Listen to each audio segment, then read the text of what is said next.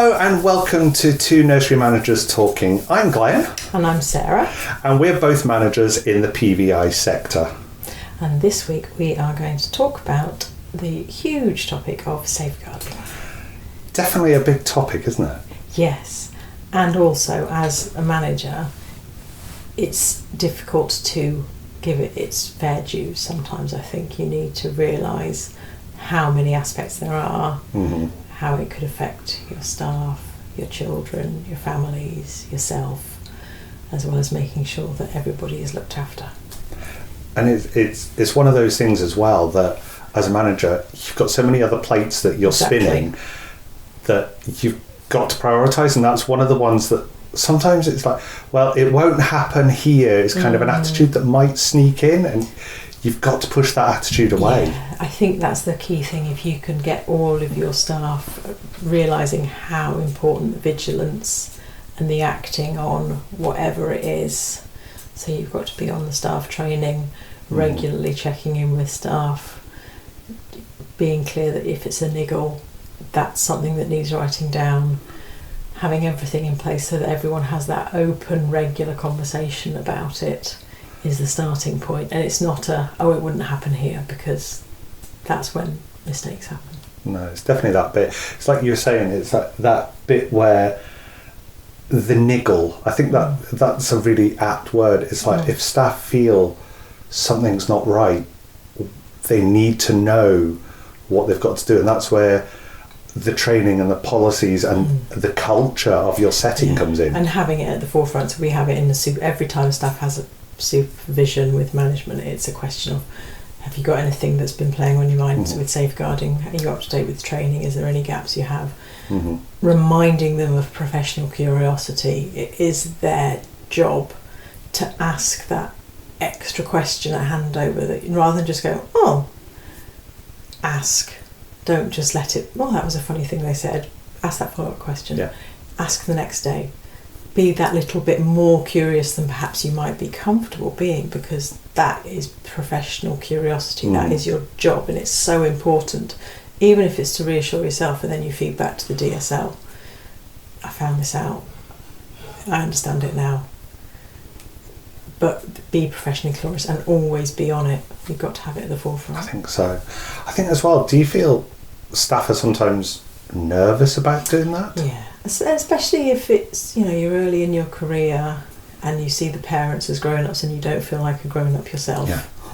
I mean, I don't know at what point you start to feel like that. I'm still waiting on that moment in my life, I think. But you need to often talk to the younger staff members and saying, you've got the child's interests at heart, and the parents love their child, so ultimately you are all working towards the same thing. Don't feel bad about asking an extra question, and if you then have to say, well, I always prefer to just check. I've never known a parent to complain about that and just go, fair enough, is usually the response we get. But yes, nudging them and reassuring them, and obviously if they've felt something, noticed something that they're not comfortable about, they come and speak to the DSL, they come and speak to whoever's on duty that day, and then maybe we could be with them to have that and model it out for them so they can see it happening. As well, you were saying there about parents. I think that's important to have parents on board with your safeguarding policies and procedures, and to understand that sometimes we might have to ask a difficult question, but it's doing it in a way that's professional but also respectful to the family as well. You're not going to stand in the lobby of the nursery and go, "No, your child told me such and such. Do you want to?" And there's a crowd of other parents around. Finding the moment to do it is always really important, and the space. But it's in our parent contract that we will follow safeguarding procedure, and we do follow guidance, and we will pursue things if we think it is in the interest of the child. And that's always the key. It's in the interest of the child is first. It's that saying, isn't it? The child at the centre. I mean, that was I had flashbacks. That was a Scottish document, so it's flashbacks to that one. The child at the centre. But the child matters is probably the English equivalent. The English, but it is though. The child is at the heart of what we do. So, if we feel something's not right, and it's not necessary as well with the child, something might not be right with the parent equally. But then that's part of it, is our focus is giving the child the best start in life, and part of that is the parents. And if they're not managing, if they're suffering financial strain, if they've got mental health or physical health issues or anything else going on, it doesn't have to be a direct safeguarding issue. It could be a building that relationship. Are you okay? Do you want a cup of tea, half an hour sitting quietly by yourself if you had a difficult morning? Yeah. That those sorts of conversations build that relationship where the whole sphere of the child's life is part of the early years for them.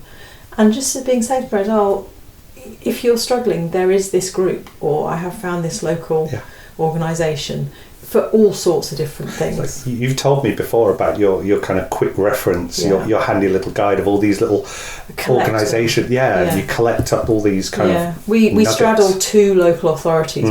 Our nursery is in one local authority, but a lot of the children live in another local authority.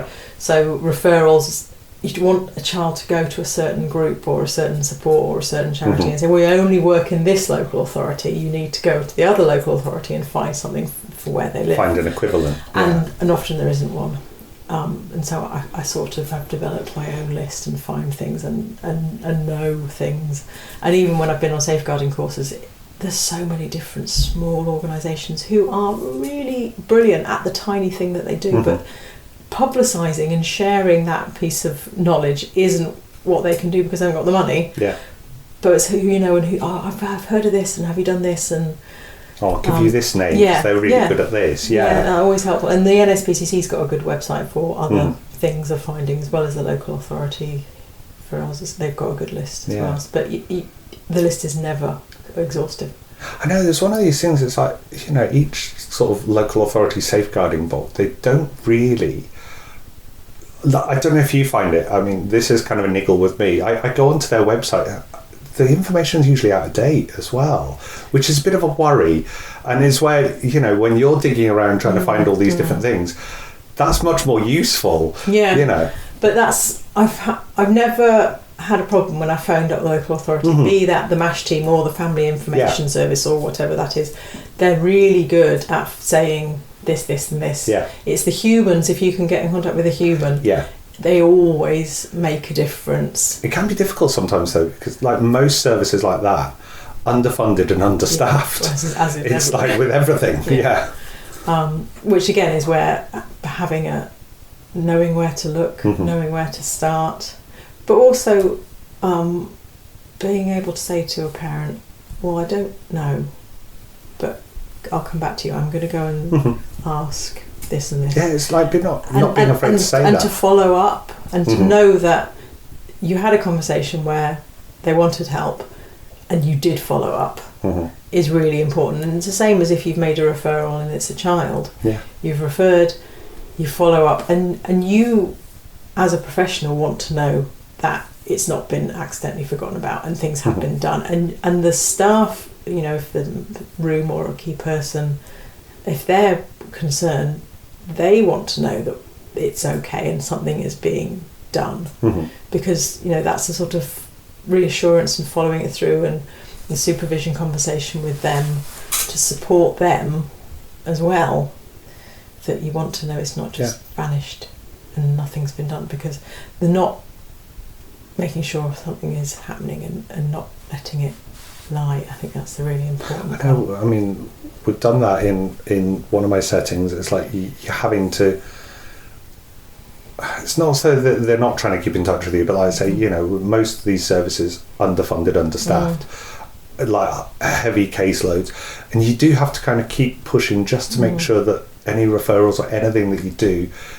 what's happening, whether there's nothing that they found, they're just going to monitor, it's fine, but it's knowing what you've done so you can kind of put the full stop on what you've done. You need to be able to close the door at the end of the day and go home and not have it playing on your mind, which is really difficult. I mean, if it's been a particularly difficult referral and maybe it's gone up to section 17 rather, then there's going to be staff who are feeling quite anxious about it, you've got the vicarious trauma to worry about in a lot of cases.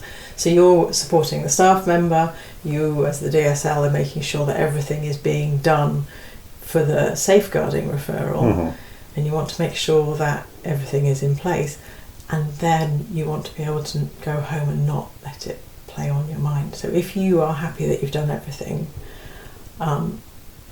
keeping the log of everything that's happened, so that you've got that in front of you and you can write down every little bit, and they said they would do this is the email they gave us, and you've got this is who I've spoken to. And then if you've got that paperwork in front of you, you're confident that you've got everything done. And if you do end up in the conference situation and you've got everything in front of you and you've got all the little bits and pieces, if you're doing that logging as you go, you're not trying to keep it all in your head and juggle different things, and you've got the rest of your job going on as well. It's easy to not quite get something done, but the little bit of I must write that down now because I've just had that conversation, got it logged in. It's like all of a sudden that has to jump to the top of your priority list, because as soon as you've got it down, it's out of your head, you don't need to worry about it then and there, you can come back to it and it's there, it's safe. That's the bit as well for us. I mean, I don't know any other settings where the manager or the deputy or whoever is not the DSL, and that's a difficult one for us, particularly sort of in the private sector where there might just be one setting. I've asked this before. Who supervises you? If you're the one offering the support for the staff, who is there to offer you support? And I think it's important that you again know to go out and find it if you do need that support. And there are ways of doing that, and you can find referral within the MASH team or whatever it is, where you can just download, decompress, have someone to reflect back to you, whatever it is. So there's that bit as well. I think I don't feel we'd be doing our job right if we didn't feel, have we done enough? And we're going to always have that question. And I think if you are kind of talking to somebody about it afterwards, and they can turn around in their professional capacity and say, yes, you did everything. You did everything you could. Well done. But that comes back to the staff. If you've got a niggle, it's writing down time. And don't let it play on your mind. Tiny little things. You've logged this over. This month I noticed this, and then next month someone noticed this, and suddenly we think, actually, we need to take a bit more care here. Well, let's ask a few more questions. Whatever it is. That builds up, and it's the making sure that everybody is on board with that level of I've noticed a little thing. That it's everybody involved. It's not one person trying to take it all on themselves. Yeah, definitely. I'm going to ask about training. What do you feel about that for staff? I mean, safeguarding could be an entire full-time job. It really could. And then you look at all the courses that staff could do. It's vast. So we try and come at it from a variety of angles so that it is kept fresh in their mind. But obviously their main part of their job is educating and spending time with the children. So they have other training to do as well. So we take advice from local authority about what key things are best in the local area, those sorts of things. Everyone does general safeguarding training, refreshed regularly. We've done sort of quizzes one-to-one within supervisions, just to sort of determine competence and identify areas. And we've done whole staff meeting team quizzes, slightly more light-hearted, but then you're working in with your friends, and again you can talk about what you've noticed. I don't know that, and share information, and again learn from each other and identify things that you're not sure about. But it's hard to keep on top of it, but again that's why the regular supervision of anything that you've noticed, anything you want to talk about. When we've had a safeguarding referral or a concern, we always do a review to identify other ways that we could get training. We've got a really good online training provider, so they can pick little bits for them. I know you like to quiz stuff as well, don't you? I mean, some of my previous setting that I managed, and even in this setting, I mean, they begin to dread what I call the purple cards. So I have a set of cards with lots of different safeguarding scenarios and questions on, and I'll randomly pick one, and I'll just come and just show it to the staff member, and they've got to come back to me with an answer.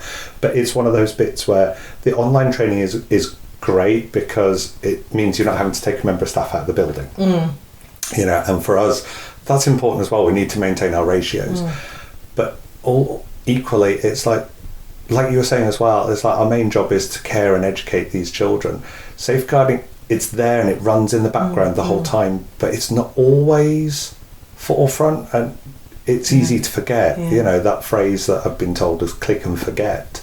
It's like, but like you were saying, like the discussions that you have at supervisions, and we used to have discussions in one of my previous settings in staff meetings.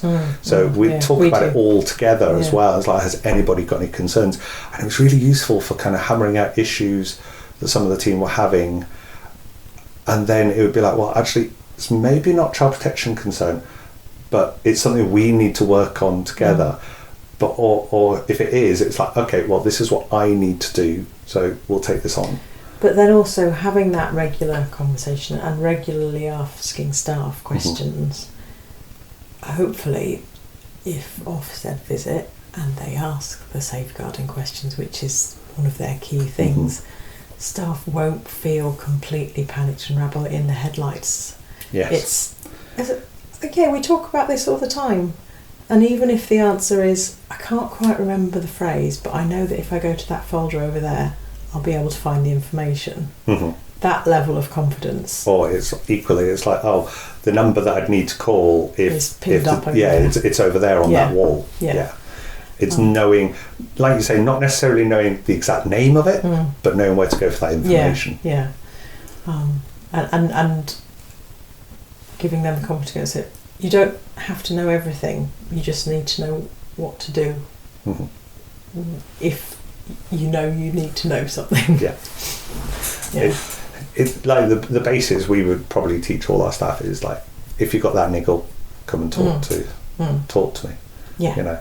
And that's always a starting point, because as soon as you go to the DSL, they will then say, right, well, write it down. Now let's go and do this and take it from here. And again, you're not on your own. You confidentially speak to the DSL, and it's taken from there. Just and do that, and reminding everybody a lot. Does that bit? Do you think staff attitudes to? I'm talking about whistleblow now, because this has been playing on my mind a bit recently. Obviously, there was that case in the nursery in Stockport where, I mean, it was awful. The deputy kind of tying this child down, and oh goodness. But the bit that got me was, okay, it is mandatory for staff to have child protection training. Everything, you know, no matter what local authority you're in, you've got to have it. But nobody questioned it. Nobody whistle blew. And you know, I think that's an important culture to have as well, because if a member of staff is doing something that is endangering or harming a child in any way, I think everyone needs to feel confident to say, I'm not happy with this. Within a supervision, it's, do you have any safeguarding concerns? It could be about a child, but it could be about a member of staff. It could be something that you've noticed a colleague doing, and it doesn't have to be harmful to the child. It could be that I am worried about my colleague, they are not behaving as they have been, something is off with them, their home life is difficult. There's that side to it as well. There's concern for colleagues, and as the manager, you want to step in to see what you can do to support them. Absolutely. But it could be that they are losing their rag and being a bit too harsh speaking to children. That's out of character. When it was COVID, if they're coming knowingly to work with COVID, when you need to stay at home with COVID, that is putting people at harm.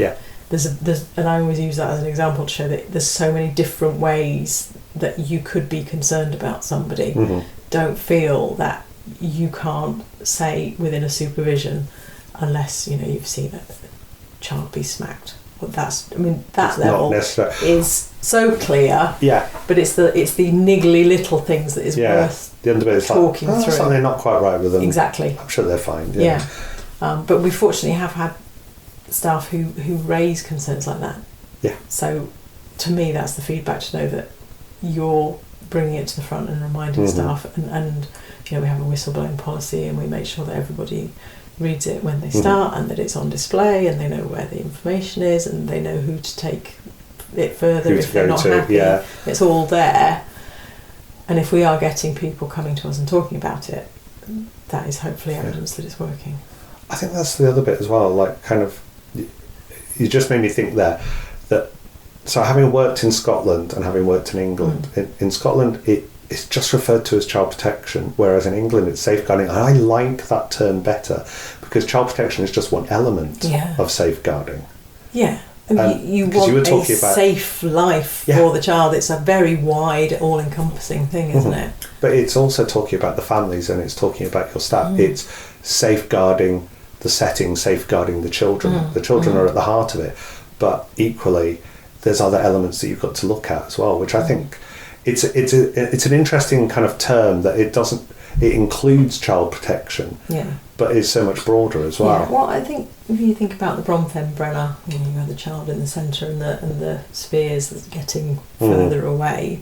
You need everything within that child's life to be going well. A child can have a negative experience at nursery, it can have a negative experience at home, it could have a negative experience at a friend's house, going to a playgroup.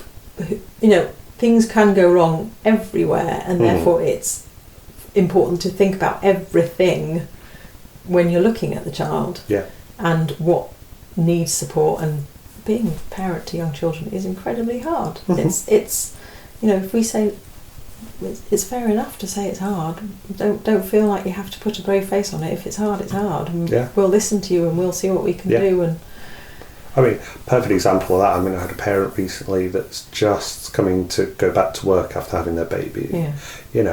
And she dropped baby off for the first time, and she was in tears. But we're like, we'll be okay. And we made sure we sent photos out so that she knew baby was fine. And that's part of that link as well, like that link that we have, and that closeness with families. It's really important to start building that from the beginning. When they come to look round, explain what you're about, explain how we would do settling in, explain the systems and what a child would go through from starting through to maybe going on to school. And then they have the first meeting and they meet the key person, and then they start to have those conversations and they build up that relationship, and it's reassuring they had a really good visit. Yeah, they were a bit sad at one point, but then we did this, and now they really enjoyed this, and building up that relationship of, I was worried about this, well, we've done this, we've noticed this, oh yes, that's great, and the conversation building up, so that 6 months down the line you've got that relationship to do your professional curiosity, to say, I just need a word, they've said something strange, what do you think? And often we had someone who said that we thought it said Daddy bit me, but actually it was doggy, which is different. Yes. But you need to have that relationship to be able to say and ask, did Daddy bite? No? Okay. It was the dog. Okay. Yes. But it's that relationship and that trust as well. It is difficult for parents, kind of, they're entrusting you with, particularly like first time parents as well. Like, this is so difficult for them. They're entrusting you with this small human that they've I want to go to work because I enjoy my job, my career, or I have to go to work because I need to earn money, but I just want to stay at home with my baby. There's all sorts of things going on. And it's an enormous step. So to have somebody who takes time to get to know them and support them to do that and build that relationship, and then whatever you want to talk about from there, be it a safeguarding concern, be it speech and language development concern. There's all sorts of things, or maybe that something's gone on at home that they're finding difficult. Maybe toilet training is a horrific nightmare for them. Yes, we can chat. that's really important. So safeguarding is very much within the whole realm of the child. It definitely is. I mean, there's that bit as well where when you've got that secure relationship and you're doing regular feedback, and it's almost opposite. You can have that conversation with the parent, but equally the parent's like, do you know what, something very odd happened, but I don't know what to and they'll come to you, and there's that back and forth almost with there's a lot of, is that normal? Yes. I think that's where I was trying to go with that, what I was saying. And I've got 3 children, and what I thought was normal, because with my first child, when I had a second child, I went, oh no, maybe that really wasn't normal. But if I'd have maybe talked about it, I would have found it easier to deal with. No, I think there's that bit as well. But equally, it's like retention of staff that you've got that build those relationships, and then the transitions from room to room as well. And then the family over years, and older siblings, and the wider community, and being within a community makes all the difference, and being part of that, and knowing the wider, maybe the playgroup and the school and other things that are happening within that area. Yeah.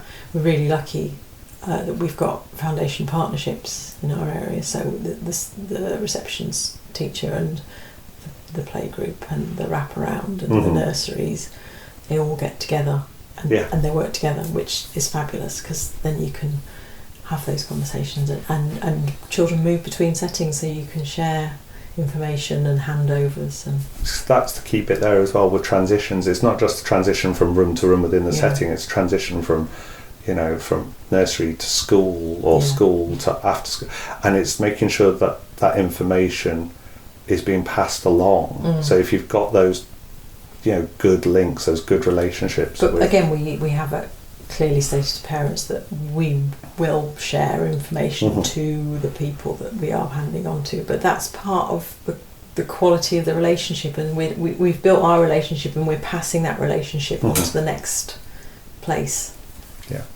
Would you say that safeguarding is one of the hardest parts of your role as a manager? Yes. Oh, absolutely. I think it's one of those bits where, I've got health and safety to monitor, and I've got, because with my role, I'm 50-50, so I'm the manager, but I'm also a key person as well. Right. So because we're a smaller setting, I do a bit of both. But I think for me, I've got to keep my eye on all of that, but also make sure that the safeguarding's there, it's forefront, and it's something that constantly goes over my mind. But because it's hard, I think it's really important to remind yourself how positive it is. And as you go back to it, it's not child protection. It is making sure that each child has a great outcome and has an early years experience that sets them up for the rest of their life, and seeing the positivity in that helps. Even though it's hard, it's difficult, but it's really worthwhile. Because I think for me, I find the word safe a positive word. Exactly. And safeguarding. So by doing what you do, we are keeping these children safe by ensuring that we're kind of leading and supporting our teams as well. We're doing the same there. So I think it's like you say, we're trying to produce the best outcomes for the children that come to us, and making sure that we're keeping them safe is one of the kind of, it's tiring and it's difficult, but it is so rewarding because you know that you're doing your best for them. Well, it's the starting point, isn't it? It's on the Maslow's hierarchy. And this child's safe. That, and everything else follows from that. Definitely.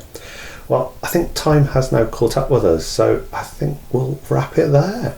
But it's been an interesting conversation, and I'm sure and hope that people listening to this will be having their own conversations about it too. I think conversations is always important when it comes to safeguarding. Definitely. Sarah, thank you. Thank you.